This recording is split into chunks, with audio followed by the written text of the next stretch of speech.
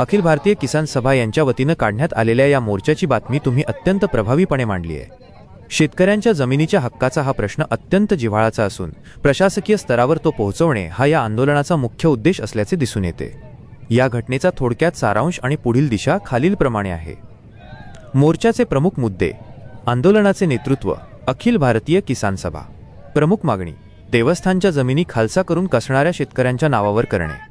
मोर्चाचा मार्ग शिरोली नाका ते जिल्हाधिकारी कार्यालय। सहभाग मोठ्या संख्येने शेतकरी, शेतमजूर आणि विविध संघटनांचे कार्यकर्ते।